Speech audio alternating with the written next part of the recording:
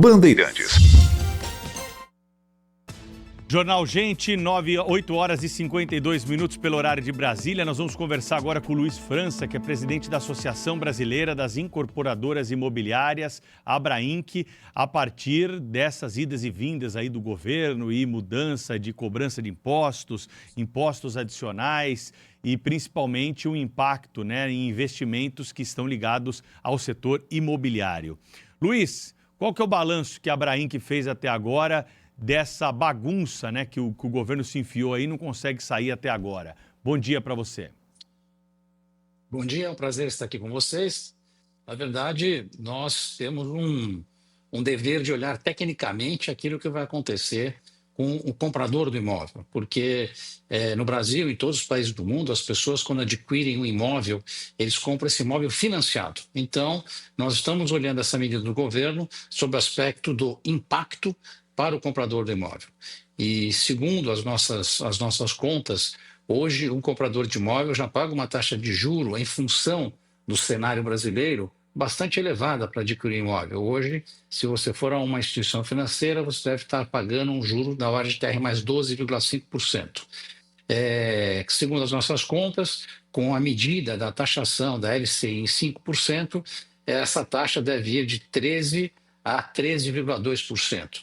Um aumento de taxa de juros significa o quê? Significa um menor número de pessoas com a capacidade de comprar a casa própria, o que atinge a classe média, porque é a classe média que precisa comprar a casa própria e utiliza esses recursos que são oriundos da chamada caderneta de poupança, ou seja, do Sistema Brasileiro de Poupança e Empréstimo. Esse sistema ele funciona de uma maneira muito simples e interessante e muitos de nós aqui lembramos no passado, vamos colocar nosso dinheiro na poupança e a gente recebe aquele dinheiro remunerado a uma taxa de TR mais 6,17% ao ano, tá certo? E os bancos, em função de uma regulamentação do Banco Central, eles têm uma exigibilidade, eles são obrigados a investir no mercado imobiliário 65% desses recursos. O mercado imobiliário cresceu muito nos últimos anos, felizmente, e o que aconteceu é que o dinheiro do poupador não foi mais suficiente para bancar, para financiar aquelas pessoas que precisam comprar imóveis. Portanto, o que os bancos fizeram? Eles têm que ir ao mercado e tomar dinheiro das chamadas LCIs. A LCI é um título de mercado e paga um percentual do CDI. Então, vocês vejam hoje, o CDI hoje é 14,75. Contra, aqui, a gente falando de um TR mais 6,17, a taxa de juro, obviamente, média, vai subir, porque o banco as coisas têm que conversar. Ele toma um pouco em TR mais 6,17, outro tanto em percentual do CDI. Portanto, quando você cria uma carga tributária em cima da LCI, o que vai acontecer? O custo do dinheiro vai subir e quem será onerado será o comprador final do imóvel. Então, é um país hoje que nós temos um déficit habitacional bastante importante. O nosso segmento ele mexe com 97 setores da economia brasileira e, se nós formos olhar o ano passado, que é um exemplo de várias séries históricas no Brasil, enquanto o PIB brasileiro, ano passado, teve uma variação de 3,4%, o PIB da construção variou 4,3%. Ou seja, nós puxamos o PIB brasileiro, portanto, isso nos preocupa bastante em termos de mercado. Doutor Luiz França, muito bem-vindo aqui ao nosso programa, muito bom dia. Aqui em Brasília, prospera a impressão de que o governo, na verdade, investe contra a classe média. É uma coisa mesmo ideológica, assim, contra a classe média. Inúmeros dirigentes petistas já afirmaram odiar a classe média, sabe-se lá por quê, deve ter algum problema aí freudiano a ser explicado, mas além da questão do LCI, que é gravíssimo, teve também o LCA,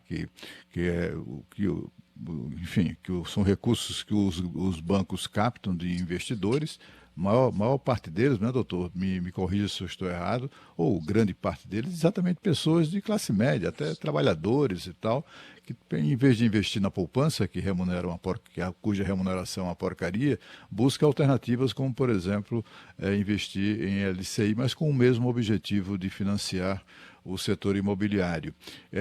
Temos também aí, sob risco desse tipo de investida do governo, os fundos imobiliários, que também são formas de paralelas ou complementares, né, de toda essa indústria do setor imobiliário.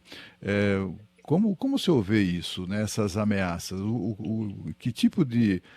qual o futuro que podemos esperar? Eu falo não apenas os poupadores, né, que optam pela LCI, por investimentos em LCI, e também em investimentos em fundo imobiliário. O que é importante é que a gente tem que olhar não só do lado do investidor, do poupador, mas um país com as taxas de juros altas como nós temos no Brasil e a dificuldade de você captar dinheiro no longo prazo, para você captar dinheiro um pouco de longo prazo, no médio prazo, eu diria assim, tá? Você precisa dar algum incentivo. Então, faz todo sentido que os fundos imobiliários deem um incentivo, porque aquele dinheiro que você investe no fundo imobiliário, ele permanece no fundo imobiliário por muito mais tempo do que você investir o seu dinheiro numa operação de curto prazo. E a mesma coisa com a LCI. As LCIs elas têm uma isenção no prazo a partir de 180 dias. Portanto, isso faz com que atrair os investidores para deixar o seu dinheiro por um pouco mais de tempo no banco, porque do outro lado você tem um tomador de muito longo prazo. Quando você faz uma operação de aquisição de imóvel, você financia em até 30 anos. Então, a importância disso é para manter o sistema funcionando e saudável. E eu diria o seguinte, se você começa a mexer nessa equação, você vai mexer o quê? No emprego, e você vai mexer não só no emprego na incorporação, mas no emprego que atinge os 97 setores da economia que estão juntos do segmento de incorporação.